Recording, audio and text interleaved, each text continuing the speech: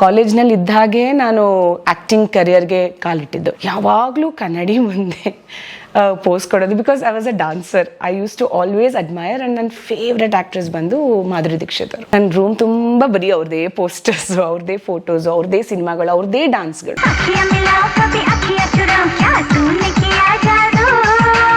First of all ತುಂಬ ತುಂಬ thanks and ಹೊಸ ವರ್ಷದ ಶುಭಾಶಯಗಳು ನಿಮಗೂ ಕೂಡ ಹಾಗೂ ಎಲ್ಲ ಪ್ರೇಕ್ಷಕರಿಗೂ. ನಿಮ್ಮ ಕಾರ್ಯಕ್ರಮ ನಾನು ಸಾಕಷ್ಟು ಎಪಿಸೋಡ್ಸ್ ನೋಡಿದ್ದೀನಿ. ಖುಷಿಯಾಗತ್ತೆ ನೀವು ಎಷ್ಟೋ ಜನ ಆರ್ಟಿಸ್ಟ್ಗಳನ್ನ, ಟೆಕ್ನಿಷಿಯನ್ಸ್ನ ಆ್ಯಂಡ್ ಕಾರ್ಯಕ್ರಮಗಳನ್ನ ನೀವು ಕವರ್ ಮಾಡ್ತಿರೋದು ನೋಡಿ. It's really overwhelming. Thank you so much. ನಂಗೊಂದು ಆಪರ್ಚುನಿಟಿ ಕೊಟ್ಟಿದ್ದಕ್ಕೆ, ನನ್ನ ಬಗ್ಗೆ ತಿಳ್ಕೊಳ್ಳೋದಕ್ಕೆ ಒಂದು ಸ್ವಲ್ಪ ಸಮಯ ನೀವು ಕೂಡ ಕೊಟ್ಟಿದ್ದಕ್ಕೆ ಥ್ಯಾಂಕ್ಸ್ ಪರಮ್. ಒಂದು ಕಾಂಪ್ಲಿಮೆಂಟು ಸರ್ ಬೈಬಾರ್ದು ಅಂತ. ನಿಮ್ಮ ನಗುವಿನ ಅಭಿಮಾನಿಗಳು ನಾವು, ಕೋಟ್ಯಾಂತರ ಜನ ನಿಮ್ಮ ನಗುವಿನ ಅಭಿಮಾನಿಗಳು. ಥ್ಯಾಂಕ್ ಯು ಸೋ ಮಚ್, ಖುಷಿ ಆಯಿತು, ಥ್ಯಾಂಕ್ಸ್. ಮತ್ತು ಕುಟುಂಬದ ಹಿನ್ನೆಲೆ ಯಾವ ಮೂಲ? ಮೂಲ ನಾನು ಹುಟ್ಟು ಬೆಳೆದಿದ್ದು ಬೆಂಗಳೂರು. ನಾನು ಸ್ಕೂಲಿಂಗ್ ಮಾಡಿದ್ದು ಕಾಮಲ್ ಕಾನ್ವೆಂಟ್ ಸ್ಕೂಲ್ ಜಯನಗರ್ನಲ್ಲಿ. ಕಾಲೇಜ್ ಮಾಡಿದ್ದು ಜ್ಯೋತಿ ನಿವಾಸ್ ಕಾಲೇಜ್. ಕಾಲೇಜ್ನಲ್ಲಿ ಇದ್ದಾಗೆ ನಾನು ಆ್ಯಕ್ಟಿಂಗ್ ಕರಿಯರ್ಗೆ ಕಾಲಿಟ್ಟಿದ್ದು. ಆದರೆ ಆ್ಯಕ್ಟಿಂಗಿಗೆ ಬರ್ತೀನಿ ಅನ್ನೋದು ನನಗೊಂದು ಚೂರು ಕೂಡ ಯೋಚನೆ ಇರಲಿಲ್ಲ. ಬಟ್ ಚಿಕ್ಕ ವಯಸ್ಸಿನಿಂದ 4 ವರ್ಷ ಇದ್ದಾಗಿಂದ ನಾನು ಡಾನ್ಸ್ ಕಡೆ ತುಂಬ ಇಂಟ್ರೆಸ್ಟ್ ತೋರಿಸ್ತಿದ್ದೆ ಅಂತ ಅಮ್ಮ 4 ವರ್ಷ ಇದ್ದಾಗ ಡಾನ್ಸಿಗೆ ಸೇರಿಸಿದ್ರು. ಮಿಸಸ್ ಸುಭದ್ರಾ ಪ್ರಭು ನನ್ನ ಗುರುಗಳು. ಅವರೇ ನನ್ನ ಮೊದಲನೇ ಗುರುಗಳು. ಕ್ಲಾಸಿಕ್ ಭರತನಾಟ್ಯಂ. ಅವ್ರು ನನ್ನ ಕಾಲು ಹಿಡಿದು ಹೇಳ್ಕೊಟ್ಟಂತ, ನನ್ನ ಕಾಲು ಹಿಡ್ಕೊಂಡು ತೈ ಹೇಳ್ಕೊಟ್ಟಿದ್ದು ಅವರೇ. ನನಗೇನು ಗೊತ್ತಾಗ್ತಿಲ್ಲ, ಅಷ್ಟು ಚಿಕ್ಕ ಮಗು, 4 ವರ್ಷದ ಮಗು, ನನಗೇನು ಅರ್ಥ ಆಗ್ತಿತ್ತು, 1, 2 ಏನೂ ಗೊತ್ತಾಗ್ತಿರಲಿಲ್ಲ. ಸೊ ಹಾಗಾಗಿ ಅಲ್ಲಿಂದ ಶುರು ಮಾಡಿದೆ. ಸೀನಿಯರ್ ಮುಗಿಸಿದೆ. ಅದಾದಮೇಲೆ ನಾನು ಸತ್ಯನಾರಾಯಣ ರಾಜು ಅವ್ರ ಹತ್ರ ಟ್ರೈನಿಂಗ್ ತಗೊಂಡೆ. ಅದೇ ಸಮಯದಲ್ಲಿ ನಮ್ಮ ನೇಬರ್ ಆಗಿ, ನಾವು ಮುಂಚೆ ಇದ್ದಿದ್ದು JP ನಗರದಲ್ಲಿ, ಅಲ್ಲೇ ರಾಧಾ ರಾಮಚಂದ್ರ ಅಂತ ನಿಮಗೆ ಗೊತ್ತಿರ್ತಾರೆ, ರಾಧಾಮಣಿ ಅವರು ನಾನು ಚಿಕ್ಕ ವಯಸ್ಸಿಂದ ಅವ್ರು ನನ್ನ ನೋಡಿದ್ದಾರೆ. ನಮ್ಮ ನೇಬರ್ಸ್ ಅವರು, ನಮ್ಮ ಅದೇ ಏರಿಯಾಲೇ ಇದ್ದಿದ್ದು. ನಾವು ಎಲ್ಲ ಕಾರ್ಯಕ್ರಮಗಳಲ್ಲಿ ನಾನು ಡಾನ್ಸ್ ಮಾಡ್ತಿದ್ದು, ಕುಣಿತಿದ್ದು ಅವ್ರು ನೋಡ್ತಿದ್ರು. ಅವರು ಒಂದಿನ ನಮ್ಮ ಅಪ್ಪಂಗೆ ಎಲ್ಲ ಅಪ್ಪ ಅಮ್ಮಂಗೆ ತುಂಬ ಕ್ಲೋಸು, ಎಲ್ಲ ಮನೆಯವ್ರ ಥರನೇ, ಪಕ್ಕದ ರೋಡ್ನಲ್ಲೇ ಇರ್ತಿದ್ದು. ಅವರು ನೀನು ಯಾಕೆ ಟ್ರೈ ಮಾಡಬಾರ್ದು, ಬಾ ನೀನು ಸೀರಿಯಲ್ಗೆ ಮಾಡಬಾ, ಒಂದು ಆಡಿಷನ್ ಕೊಡು ಅಂತ. ಟ್ರೈ ಮಾಡ, ಅಪ್ಪ ಅಮ್ಮನೂ ಟ್ರೈ ಮಾಡು, ನಿನಗೆ ಡಾನ್ಸ್ ಚೆನ್ನಾಗಿ ಗೊತ್ತು, ಮಾಡೋದ್ರಲ್ಲಿ ಏನೂ ತೊಂದರೆ ಇಲ್ಲ ಅಂತ ಆಡಿಷನ್ ಕೊಟ್ಟೆ. ಹಾಗಾಗಿ ಅಲ್ಲಿಂದ ಶುರುವಾಯಿತು ನಂದು ಫಸ್ಟ್ ಆ್ಯಕ್ಟಿಂಗ್ ಕರಿಯರ್. ಕನಸುಗಳು ಅಂತ ಕಲ್ಯಾಣ್ ರಾಜ್ ಅವರು ಡೈರೆಕ್ಷನಲ್ಲಿ. That was my first serial. ಅದು ಐ ಥಿಂಕ್ 99 ಇರ್ಬೋದು, 98, 99. ನನಗೀಗ ಆ್ಯಕ್ಚುಲಿ ಸರ್ಚ್ ಮಾಡಿದ್ರೆ ನಂಗೆ ಅದು ಆವಾಗ ಇಸ್ವಿ ಮಾಡ್ತಾ ಹೋಗಿದೆ. ಅವಾಗೆಲ್ಲ ಬರ್ಕೋತಿದ್ದೆ. ಈಗ ಟೆಕ್ನಾಲಜಿ ಚೇಂಜ್ ಆಗಿರೋದ್ರಿಂದ ನನಗೆ ಅದು ಅಪ್ಡೇಟ್ ಆಗಿಲ್ಲ. ಆ್ಯಂಡ್ ಗೂಗಲ್ ಮಾಡಿದ್ರು ನನಗೆ ಎಷ್ಟೋ ಸಲ ಅನಿಸುತ್ತೆ, ಹೌದು ಅದೆಲ್ಲ ಇನ್ನೂ that will be very nice ಗೂಗಲ್ನಲ್ಲಿ ಅದೆಲ್ಲ ಅಪ್ಡೇಟ್ ಆದರೆ ಅಂತ. ಹಳೆ ಸೀರಿಯಲ್ಗಳು ನಮಗೆ ಯೂಟ್ಯೂಬಲ್ಲಿ ಸಿಗಲ್ಲ. ಇನ್ಫ್ಯಾಕ್ಟ್ ನನ್ನ ಮಕ್ಳುಗಳಿಗೆ ತೋರ್ಸೋಕ್ಕೂ ನನಗಿಲ್ಲ, ನನಗೆ ಸ್ವಂತವಾಗಿ ನೋಡೋಕ್ಕೂ ಇಲ್ಲ. ಸೊ ಅದು ನನ್ನ ಮೊದಲನೆಯ ಸೀರಿಯಲ್ ಕ್ಯಾಮ್ರಾ ಮುಂದೆ ಬರೋದು. ಆವಾಗ ಕಾಲೇಜ್ನಲ್ಲಿದ್ದೆ. ಅದು ಕೂಡ ನನಗೇನು ಆ್ಯಕ್ಟಿಂಗ್ ಮಾಡುವಂಥದ್ದೇನು ಇಂಟ್ರೆಸ್ಟ್ ಇಲ್ಲ. ಬಟ್ ಯಾವಾಗಲೂ ಕನ್ನಡಿ ಮುಂದೆ ಪೋಸ್ ಕೊಡೋದು, because I was a dancer. I use to always admire. And ನನ್ನ ಫೇವ್ರೆಟ್ ಆ್ಯಕ್ಟ್ರೆಸ್ ಬಂದು ಮಾಧುರಿ ದೀಕ್ಷಿತ್ ಅವರು. ನನ್ನ ರೂಮ್ ತುಂಬ ಬರೀ ಅವ್ರದ್ದೇ ಪೋಸ್ಟರ್ಸು, ಅವ್ರದ್ದೇ ಫೋಟೋಸು, ಅವ್ರದ್ದೇ ಸಿನಿಮಾಗಳು, ಅವ್ರದ್ದೇ ಡಾನ್ಸ್ಗಳು.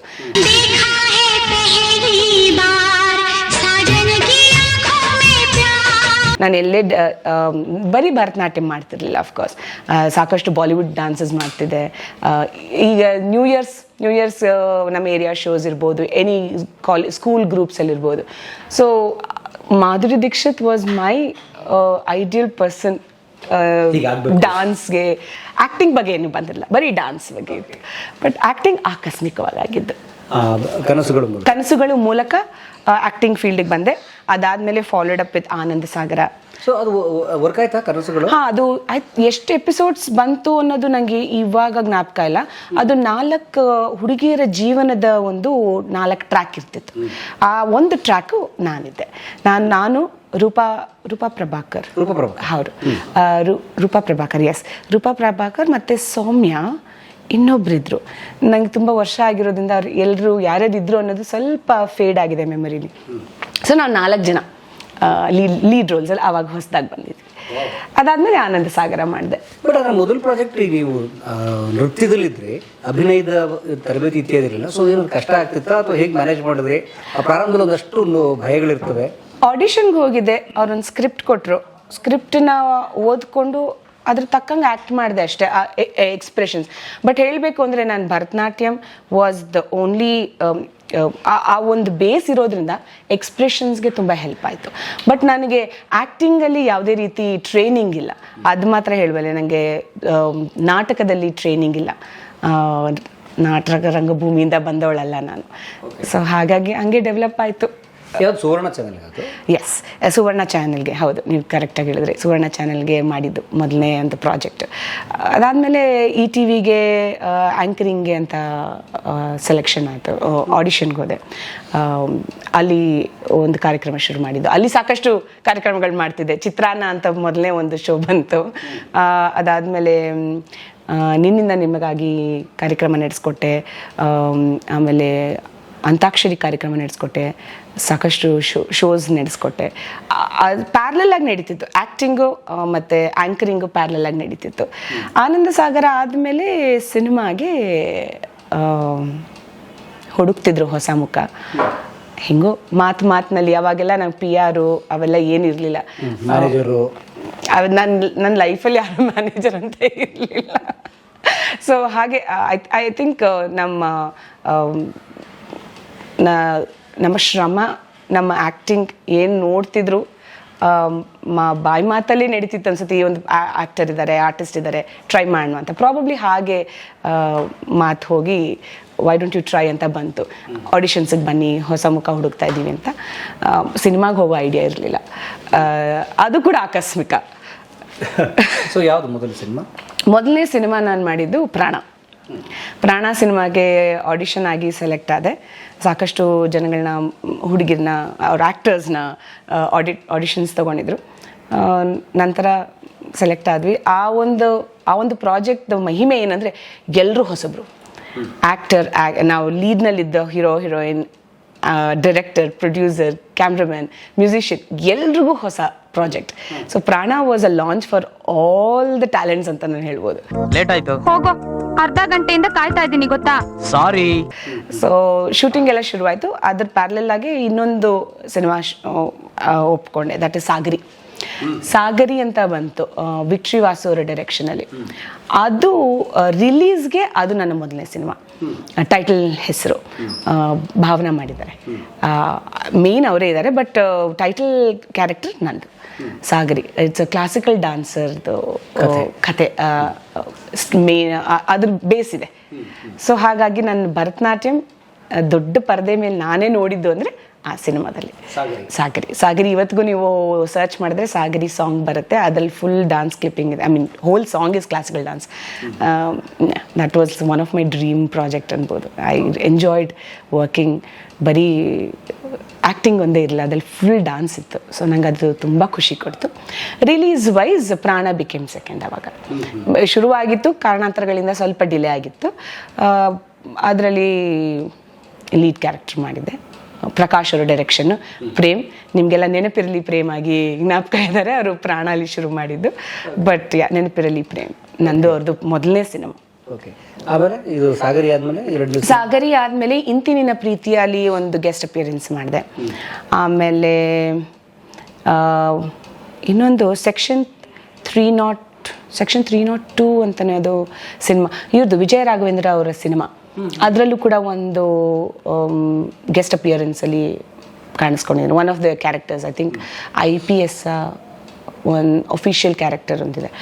That was my last dubbing movie. Dub ಮಾಡಿದ್ದಂದರೆ ಸಿನಿಮಾ ಎಲ್ಲ ಆಗಿತ್ತು, ರಿಲೀಸಿಗೆ ಮುಂಚೆ ಡಬ್ಬಿಂಗ್ ಹೋಗ್ತಾರಲ್ಲ, that was my last dub ಮಾಡಿ ಹೋಗಿದ್ದಂಥ ಮೂವಿ.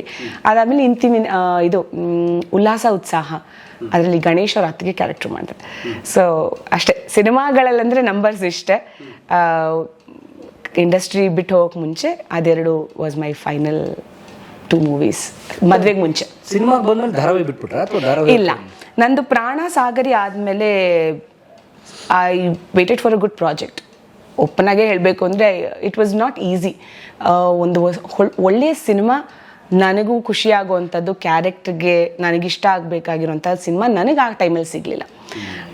ಹಾಗಾಗಿ 1 ವರ್ಷ ಕಾದೆ ಯಾವ್ದಾದ್ರು ಒಳ್ಳೆ ಪ್ರಾಜೆಕ್ಟ್ ಬರುತ್ತಾ, ನನಗಿಷ್ಟ ಆಗತ್ತಾ ಇಲ್ವಾ ಅಂತ. ಆಗಲಿಲ್ಲ. So I started back serial. ಅದೇ ಟೈಮ್ನಲ್ಲಿ ಆ್ಯಂಕರಿಂಗ್ ನಡೀತಿತ್ತು. ಆ್ಯಂಕರಿಂಗ್ ಫುಲ್ ಟೈಮ್ ಮಾಡ್ತಿದ್ದೆ, that was not a problem. But ಸೀರಿಯಲ್ಸ್ನ ಅವಾಗ ಒಂದು ಸ್ವಲ್ಪ ಬ್ರೇಕ್ ತೊಗೊಂಡಿದ್ದೆ, ಒಂದು ಪಾಸ್ ತೊಗೊಂಡಿದ್ದೆ. ಎಷ್ಟೋ ಜನ ನನಗೆ ಅಡ್ವೈಸ್ ಮಾಡಿದ್ರು, ಸೀರಿಯಲ್ನಲ್ಲಿ ಜಾಸ್ತಿ ಕಾಣಿಸ್ಕೋಬೇಡ, ಆ ಟೈಮ್ನಲ್ಲಿ ನಾನು ಮಾಡ್ತಿದ್ದೆ ಟೈಮ್ನಲ್ಲಿ. ಸಿನಿಮಾಲಿ ಬರ್ತಿದ್ಯಾ ಅಂದರೆ ಸ್ವಲ್ಪ ಪಾಸ್ ತಗೋ, ತೆರೆ ಮೇಲೆ ಬರಬೇಕಾದ್ರೆ ಸ್ವಲ್ಪ ಏನೋ ಒಂದು ಸರ್ಪ್ರೈಸ್ ಎಲಿಮೆಂಟ್ ಇರಬೇಕು ಅಂತ. 1 ವರ್ಷ ಕಾದೆ. ಆ್ಯಸ್ ಐ ಟೋಲ್ಡ್, ನನಗೆ ಖುಷಿಯಾಗುವಂಥದ್ದು ಯಾವುದೋ ಪ್ರಾಜೆಕ್ಟ್ಸ್ ನನಗೆ ಇಷ್ಟ ಆಗಲಿಲ್ಲ, ಸಿಗಲಿಲ್ಲ. ಸೊ ಹಾಗಾಗಿ I came back to my roots serials. ಅದು ನನ್ನ ಸಾಕ್ತು, ಬೆಳೆಸ್ತು.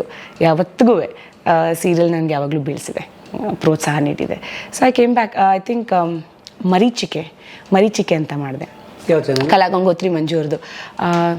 ಯಾವ ಚಾನಲಿಗೆ ಬರ್ತಿತ್ತು, ದೂರದರ್ಶನ ಅನಿಸುತ್ತೆ, ದೂರದರ್ಶನ ಇರಬೇಕು. ಮರೀಚಿಕೆ ಅದು ಮಾಡಿದೆ. ಅದಾದಮೇಲೆ ಪ್ರೀತಿಲದ ಮೇಲೆ ವಿನು ಬಳಂಜ ಅವರ ಡೈರೆಕ್ಷನ್, ಅನಂತನಾಗ್ ಸರ್ ಜೊತೆ ಅವ್ರ ಮಗಳಾಗಿ, ಮುದ್ದಿನ ಮಗಳಾಗಿ, it was a wonderful experience. ಒಂಥರ ಅದೃಷ್ಟ. ಆ ಒಂದು ಪ್ರಾಜೆಕ್ಟ್ನಲ್ಲಿ I was a part of that project ಅಂತ ಹೇಳ್ಕೊಳ್ಳೋಕ್ಕೆ ನನಗೆ ಹೆಮ್ಮೆ ಆಗುತ್ತೆ. ಅದೊಂದು ಪ್ರಾಜೆಕ್ಟು. ಅದಕ್ಕೆ ಮುಂಚೆನೇ ವಾತ್ಸಲ್ಯ ಅಂತ ಸೀರಿಯಲ್ ಮಾಡ್ತಿದ್ದೆ, ಸುನಿಲ್ ಸರ್ ಡೈರೆಕ್ಷನ್, ಉದಯ ಟಿ ವಿಲಿ ಬರ್ತಿತ್ತು. ಸುನೀಲ್ ಕುಮಾರ್ ಸಿಂಗ್. ಎಸ್, ಸುನೀಲ್ ಕುಮಾರ್ ಸಿಂಗ್ ಸರ್ ಅವರ ಡೈರೆಕ್ಷನಲ್ಲಿ. ಅದು ಅದ್ಭುತವಾಗಿತ್ತು ಸ್ಟೋರಿ. ಆ ವಾತ್ಸಲ್ಯ ಮಾಡ್ತಿದ್ದೆ, ಪ್ರೀತಿಲದ ಮೇಲೆ, ಹಾಗೆ ಮನೆಯಿಂದ 3 ಬಾಗಿಲು, ಆಮೇಲೆ ಲಕ್ಷ್ಮಿ ಅಂತ ಉದಯ ಟಿ ವಿಲಿ ಬರ್ತಿತ್ತು. ಅದು ಕೂಡ ಸುನೀಲ್ ಸರ್ ಅವ್ರ ಡೈರೆಕ್ಷನಲ್ಲಿ ಇತ್ತು. ಸೊ ಆ ಸೀರಿಯಲ್ ಕೂಡ ಮಾಡಿದೆ. ಆಮೇಲೆ ದಿಬ್ಬಣ ಶ್ರುತಿ ನಾಯ್ಡು ಅವರ ಪ್ರೊಡಕ್ಷನ್ದೊಂದು ದಿಬ್ಬಣ ಬಂತು, ರಮೇಶ್ ಅವರ direction, if I am not wrong. That was my last serial. ಇನ್ನೊಂದು ದೂರದರ್ಶನಕ್ಕೆ ಇನ್ನೊಂದು ಸೀರಿಯಲ್ ಮಾಡಿದೆ,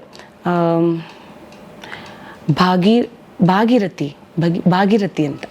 Nikhil, if you know the director, yes, ಅವರ ಡೈರೆಕ್ಷನಲ್ಲಿ ಒಂದು ದೂರದರ್ಶನದೊಂದು ಸೀರಿಯಲ್ ಮಾಡಿದೆ. ಸೈಡ್ ಬೈ ಸೈಡ್ ಅದೇ ಟೈಮ್ನಲ್ಲಿ ಸ್ಯಾಟರ್ಡೇ ಸಸ್ಪೆನ್ಸ್ ಒಂದೊಂದು ಎಪಿಸೋಡ್ಸ್ ಬರೋದು. ನಿಮಗೆಲ್ಲ ಜ್ಞಾಪಕ ಇದೆಯೋ ಇಲ್ವಪ್ಪ, ನಮ್ಮದು ಸ್ಯಾಟರ್ಡೇ ಸಸ್ಪೆನ್ಸ್ ಅಂತ ಒಂದು ಸೀರಿಯಲ್ ಬರೋದು, ವಾರಕ್ಕೊಂದೊಂದು ಕತೆ ಇರೋದು.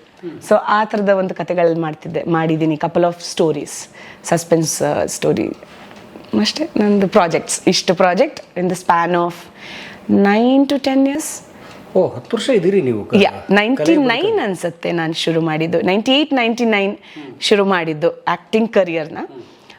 2009 ನನ್ನ ಮದುವೆ ಆಯಿತು. ಸೊ 10 ವರ್ಷ, 9 to 10 years ನನ್ನ ಕರಿಯರ್ ಲೈಫ್. ಟಿ ವಿ ಮಾಧ್ಯಮ, ಸಿನಿಮಾ ಮಾಧ್ಯಮ, ಕ್ಯಾಮ್ರಾ ಮುಂದೆಯ ಜೀವನ.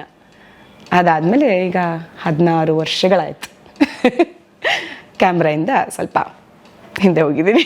ಆಮೇಲೆ ಈಗ ನೋಡಿ, ನೀವು ಕ್ಯಾಮ್ರಾಯಿಂದ ದೂರ ಬಂದು ಅಥವಾ ಕನ್ನಡದ ಯಾವುದೋ ಪ್ರಾಜೆಕ್ಟಲ್ಲಿ ಅಭಿನಯಿಸಿ 16 ವರ್ಷ ಗ್ಯಾಪ್ ಆಗಿದೆ.